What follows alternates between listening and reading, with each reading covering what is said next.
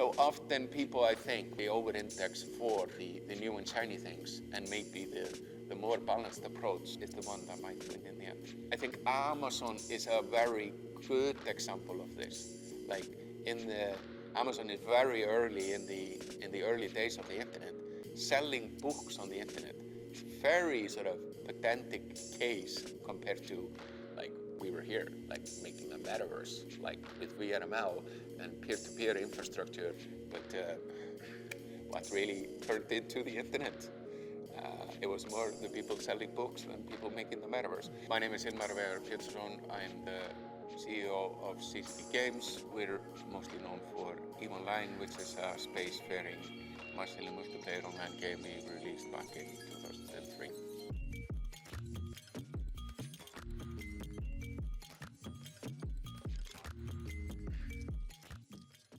We can start my journey.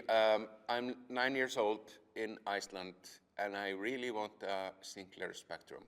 I don't really know why, but I saw an ad in a newspaper, and I really needed one. My parents were not aligned with this goal, so I took out the paper route to collect the money to buy it.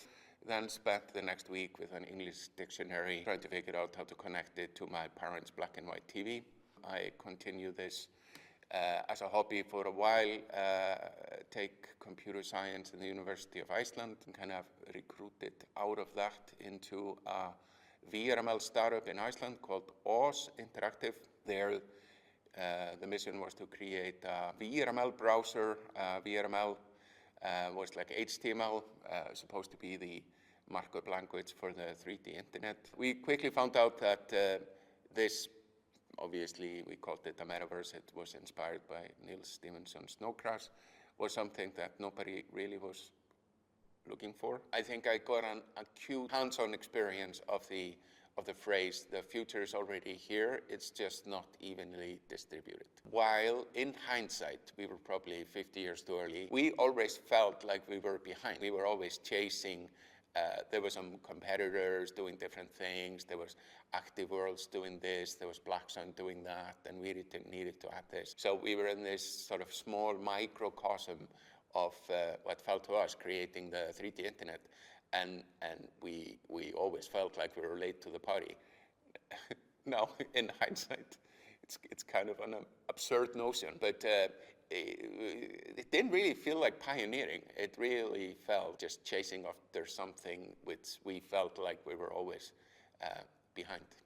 So we stopped doing that, and a lot of us joined up to create CCP to do something practical. The practicality of the absurdity of making EVE Online was coming out of the sort of domain of the metaverse, which was very confused in many ways. It wasn't really clear who the audience was. It wasn't really clear what the business model was. So we were, it was very hard to measure progress. But we are seeing sort of in the late 90s, the emergence of games becoming online businesses.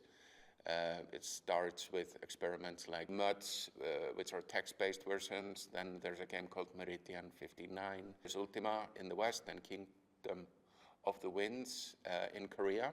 That come online sort of 96, 97, and really proved that you can make a subscription service out of individual games. The hypothesis behind EVE could be very simply described as people are going to join for the graphics and stay for the community. You could in many ways look at EVE as a social composability game. The premise of the game is that it is a sandbox. It's full of stuff that needs to be done. Minerals need to be mined, they need to be refined, they need to be constructed into components, they need to be, the components need to be turned into spaceships. The spaceships need to be taken out to either mine or conquer new territory. There's a lot of jobs, there's a lot of logistics, and there's a lot of specialization. If we look at what humans seem to be really good at, it is composing specialized labor. It's kind of the difference between us and most other animals, is that we can do what is called flexible cooperation at scale, where we can have thousands of people and everyone is a specialist in some niche, and we can then compose all that talent together into something that is an emergent, scaled up version of what we individually could do. So Eve had a lot of these examples. It was frankly the premise, but it often turned in unexpected ways, and it in many ways was breaking the design of the game. Very good example is in the early days of EVE Online.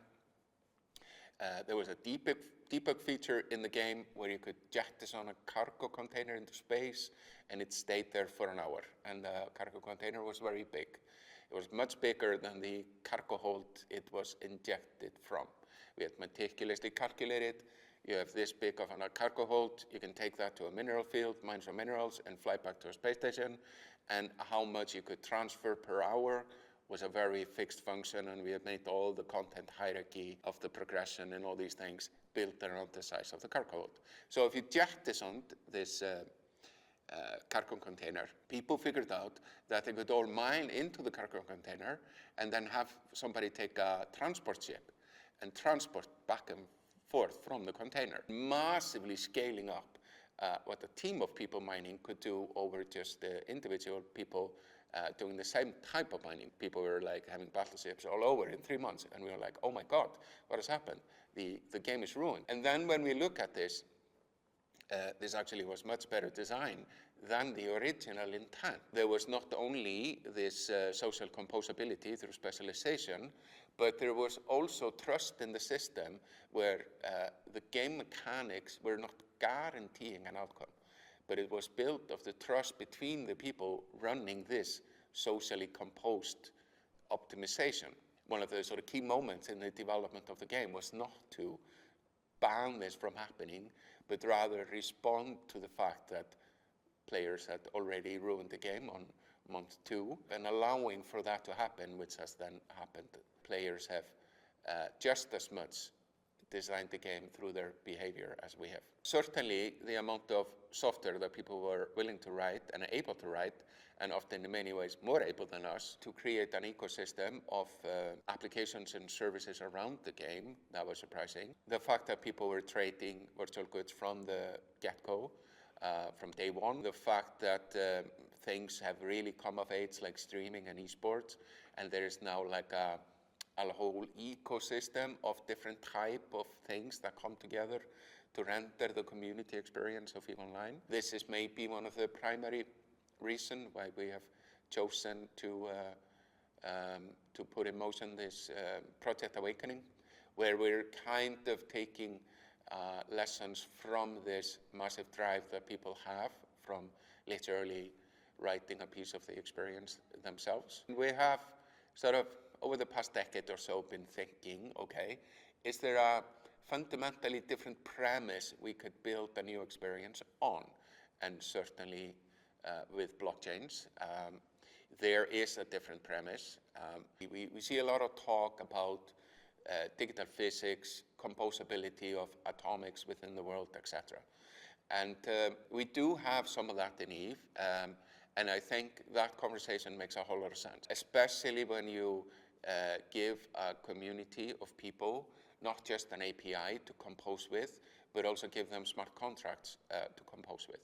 We've now been working on this for a few years, and I think we see a pretty clear path on how we can stand up an experience kind of the scale and scope of an EVE Online. Being able to bring into that the experience with being early to these kind of technology trends, often too early, not often too late. And I guess, I mean, it does feel like we're super early still, but it also feels exciting because when you're early, there's an opportunity to shape the outcome.